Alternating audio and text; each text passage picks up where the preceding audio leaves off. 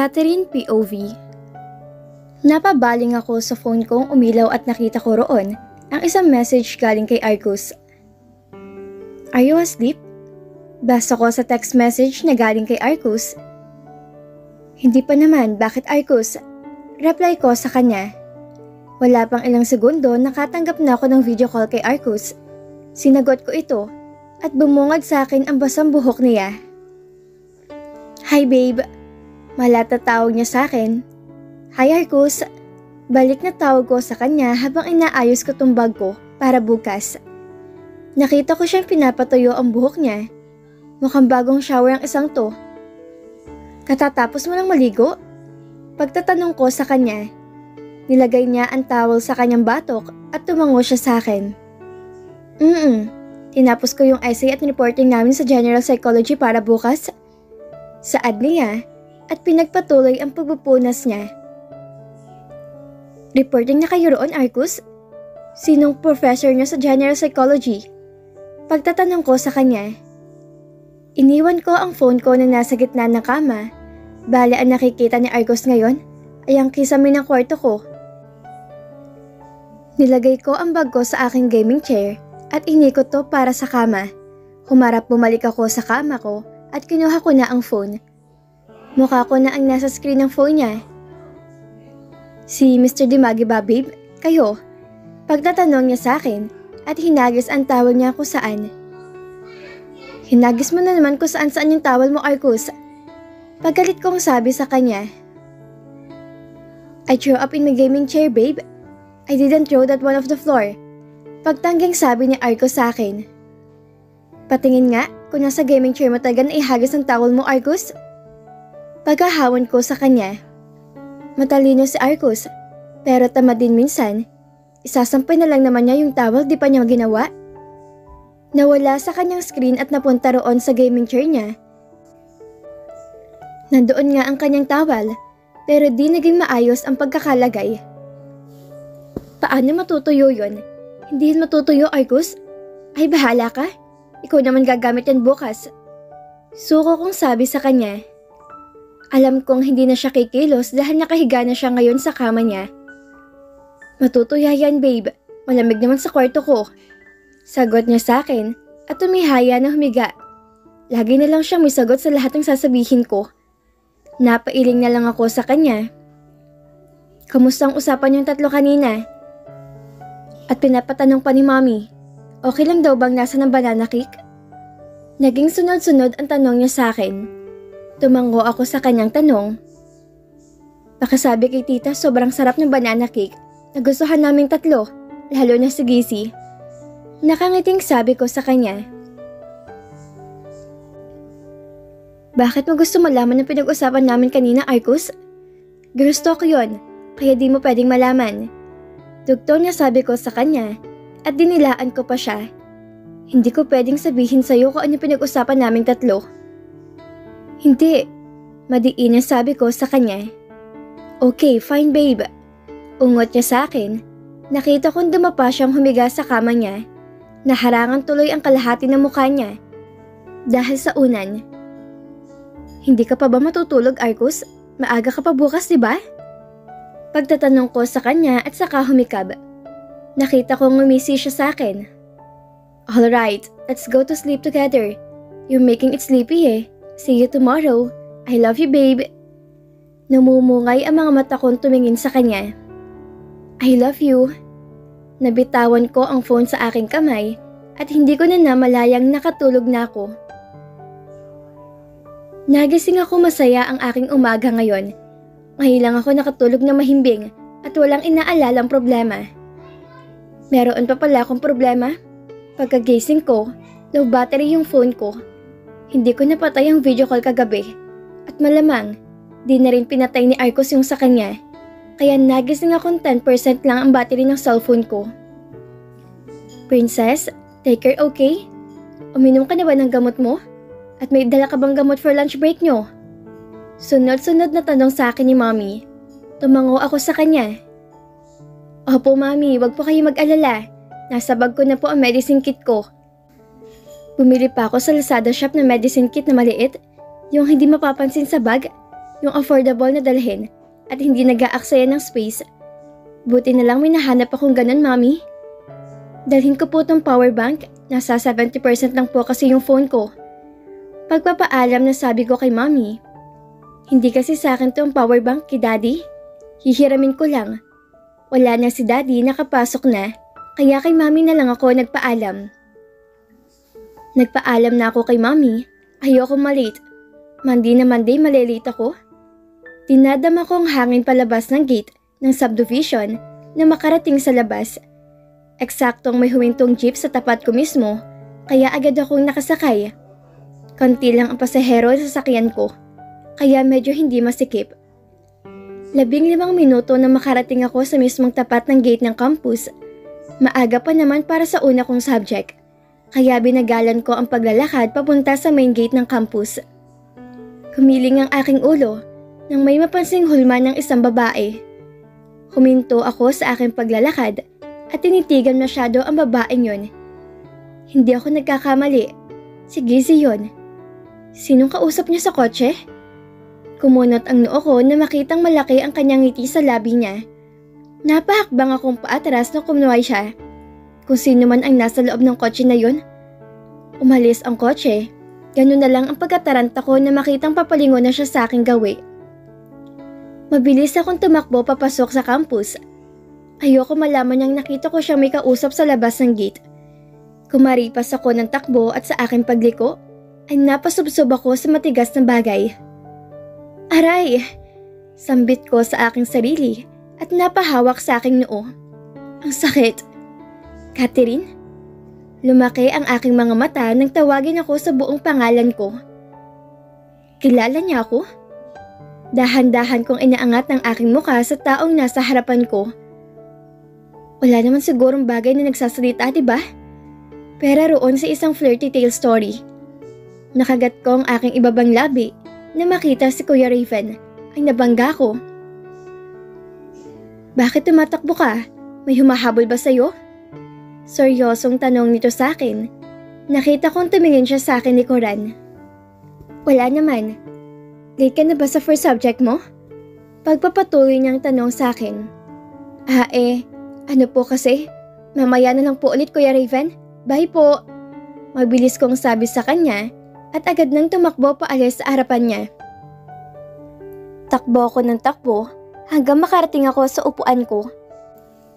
Pabagsak na umupo ako roon habang hawak ang aking dibdib dahil sa hingal. Umagang-umaga pawisan na agad ako. Kinuha ko ang bottled water ko at halos nakalahati ko ang laman nun dahil sa pagkauhaw ko. Napansin ko sa kabilang pinto na classroom namin si Gizzy kaya napaayos ako ng pesto pero di niya malamang tumakbo ako. Hi Catherine, good morning! Masayang bati niya sa akin. Pagkalapit niya sa kanyang upuan, tiningnan ko ang mukha niya. Good mood siya ngayon ah. Ano kayang meron? Dahil kaya roon sa kausap niya sa sakyan? Good morning din, Gizzy. Masaya ka ngayon ha? Hindi ko maiwasang itanong sa kanya. Ngumitito sa akin ang ubod ng laki. Masayang umaga ko, Catherine. Yon ang sinabi niya sa akin hanggang makauwi kami ay abot sa tenga ang kanyang ngiti. May hindi siya sinasabi sa akin. Ano kayang nangyari sa kanya? Isang araw pa lang naman ang nakalipas eh. May hinala ko may kinalaman yun sa kausap niya kanina. Are you okay, babe? Nawala ang aking iniisip na magtanong si Arko sa akin. Napatingin ako sa squid ball na nasa baso ko. Sasabihin ko ba kay Arcos? Pero nahihiwagaan talaga ako sa kinikilos ni Gizzy kanina. Palamig? Alok niya sa akin.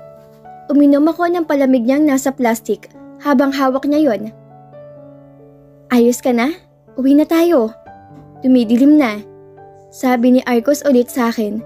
Tumingin ako sa paligid namin. Marami pa namang estudyante rito at hindi pa naman nagdadapit hapon. May gagawin ka ba ngayon, Arcos? Mahinang tanong ko sa kanya. Tinusok kong isang squid ball sa baso na hawak ko at sinubo ito ng buo. Wala naman, babe. Do you have a problem? Nag-aalala niyang tanong sa akin. Nakita ko ang mga mata niyang nangungusap na nakatingin sa akin. Meron. Mahinang sabi ko sa kanya. Tungkol sa math namin, nahirapan ako kanina. 5 tuloy ang mali ko out of 15 items sa quiz kanina. Sabi ko sa kanya ng totoo. Napanguso pa ako. Narinig ko ang mahina niyang pagtawa at ginulong aking buhok. Silly girl. Bulong niya sa akin. Inalis ko ang kanyang kaliwang kamay sa tuktok ng aking buhok at sinungitan siya. Che, sige na. Arcus, turuan mo ako. Pagpapakyut ko pang sabi sa kanya. Tinitigan ko pa siya sa kanyang mga mata pero lalo di siya tumanggi sa aking alok. Hinawakan niya magkabilang braso ko at pinaharap patawid sa kanilang kalsada. Come on babe, wag mo na akong idaan sa mga mata mo. Let's go home. So I can teach you. Wika ni Arcus sa akin at tumawid na magra-red ang traffic lights. Ang hirap naman kasi Arcus, tapos ang bilis magturo ng professor namin. Sumbong ko sa kanya. Tuturuan lang kita Catherine. Ngiting sambit niya sa akin. Huwag ka magagalit mamaya ha. Huwag mo akong pandidilatan ng mga mata mo. Banta ko na sa kanya. Narinig ko siyang tumawa dahil sa pagbabanta ko sa kanya. Totoo naman kasi maiksi lang ang PC ni Arcus pag nagtuturo, lalo na sa math, kaya inunahan ko na agad siya. Agad din kaming nakasakay ng jeep pauwi ni Arcus. Medyo punuan pagdating sa may simbahan. Marami ang nagsisimba ngayong Lunes. Napatingin ako kay Arcus nang humilig siya sa aking kaliwang braso. Pagod ka na ba? Makinang tanong ko sa kanya, pero agad din siyang umiling. Hindi babe. Namamaos na boses na wika niya sa akin. Tumango na lang ako sa kanya at hinayaan ko na siyang sumandal sa aking kaliwang balikat. Tinitigan ko ang mukha ni Arcus. Mahaba ang kanyang pilik mata. Partida, nakasalamin pa siya. Pero kitang-kita ko pa rin sa aking pwestong yon ang tanso niyang mga mata na lalong bumagi sa kanya.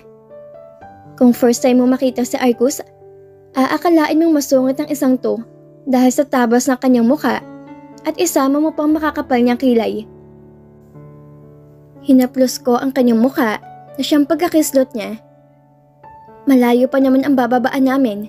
Siguro marami silang ginagawa sa club nila. Doon lagi siya nagrarun sa akin. Buti na lang sa art club, chill lang kami. Di kami pinapressure ni Cap. Arcus, malapit na tayong bumaba. Mahinang saad ko sa kanya at mahinang tinapik ang kanyang kaliwang pisngi. I know. Ungot na sagot niya sa akin. Umalis siya sa kanyang pagkakahilig sa aking balikat. Tiningnan ko siya at blanko mga mata na naman ang nakita ko. Inaanto ka na yata Arcus. Wag mo muna kaya akong turuan sa math. Sabi ko sa kanya. Umiling siya sa akin. Hindi ako inaantok babe.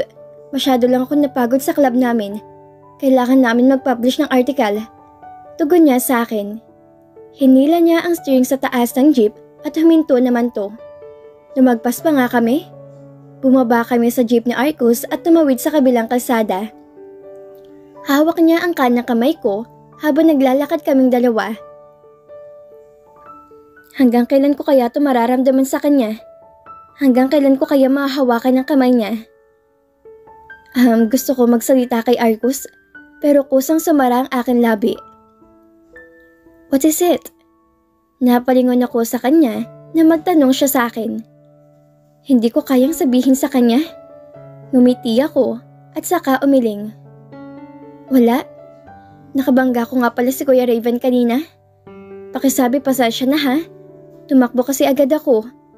Nahihiya akong saad sa kanya at napayuko. Ginulo naman niya ang buhok ko. Trip na ganyang guluhin ang buhok ko. Arcus? Galit kong saad sa pangalan niya at inalis ang kanang kamay sa ulo ko. You're really cute, babe. See you later. I just got dressed then. I'll come you to right away. Pilyong saad ni Arcus sa akin. Hindi ko na malayang nasa tapat na pala kami ng bahay namin. Okay, see you. Tugon ko sa kanya. Papasok na sana ako sa gate nang hulihin niya ang pulso ko at hinalikan ako sa akin labi. Pasok ka na. Sabi niya sa akin. Hindi ako makakilos sa aking kinatatayuan, kaya siya na ang nagtulak sa akin papasok sa gate namin. Mahina lang naman yung pagtulak niya. Napatakbo at papasok sa bahay namin hanggang sa papasok sa aking kwarto. Napaupo ako sa sahig at napasandal sa pinto. Hawak-hawak kong aking labi. Hindi pa rin talaga ako sanay sa paghalik niya sa aking labi. Lagi kasing sa noo lang. Nagbihis na ako at hinintay ko na lang ang pagdating ni Arcus para turuan niya ako sa mat namin. Pero yung init at pagkapula ng aking magkabilang pisngi ay hindi pa rin mawala. Kinabahan ako na may marinig na kumatok sa pinto ng aking kwarto. Nandito na si Arcus. Teka, bakit ako kinakabahan? Boyfriend ko naman siya, di ba? Ginagawa naman yun na magjowa. Ang kiss sa lips, kaya bakit ako may ilang sa kanya? Chill lang tayo, Catherine. Tumayo ako at hinawakan ko ang seradura ng pinto. Pinihit ko to at dahan-dahang binuksan. Tumambad sa aking bagong paligo na si Arcus. Gusto mo, babe? Alok na sabi niya sa akin at nakita ko sa kamay niya ang strawberry. Akin to? Paniniguradong tanong ko sa kanya habang nakatingin doon sa hawak niya. Tumango siya sa akin. Yup, bigay ni Mommy. An investor gave it to Dad. Mom knows it's your favorite fruit. Sabi niya sa akin at tumiretso siyang umupo sa may beanbag. Diyan ka lang, Arcus, ha? Nasa table na yung math lesson namin kanina. Kukuha lang ako ng cream sa kusina. Masayang sabi ko sa kanya at lumabas na sa kwarto. Hindi ko na siya hinintay magsalita pa. Masayang himig ko pababa sa kusina namin. Mukhang masaya ang darling ko, ha? Daddy, welcome home po. Masayang bati ko kay Daddy tumalik sa kanyang pisngi. May dinala po kasi si Arcus sa strawberry po. Kukuha lang po ako ng cream sa ref po. Sagot ko sa kanya. Until now, strawberry pa rin ang favorite fruit mo? Malambing niyang sabi sa akin at nilapirot niya ang aking ilong. Daddy naman, ungot ko sa kanya. Sige na darling, kunin mo na yung kukunin mo sa kitchen. Anya sa akin at nakita kong umakyat na siya sa taas. Kinuha ko ang cream sa refrigerator namin. Naglagay ako sa maliit na palatito. Kumuha rin ako na maiinom ni Arcus at saka ako bumalik paakyat sa kwarto. Handa ka na mag-aral? Agad niyang tanong sa akin. Pagkarating ko sa kwarto ko, tumango ako sa kanya. Nakatingin lang ako sa kanya habang tinuturoan niya ako. Papak ako ng papak ng strawberry habang nagtuturo siya. Siyempre, sinusubuan ko rin naman siya. Buti pa si Arcus, nagets ko ang topic namin na siya ang nagturo sa akin. Thank you, Arcus. Masayang paalam ko sa kanya nang ihatid ko siya sa labas ng gate. Sa sunod na quiz namin tungkol doon sa topic na yon, hindi na ako magkakamali ng 5, mga 3 na lang.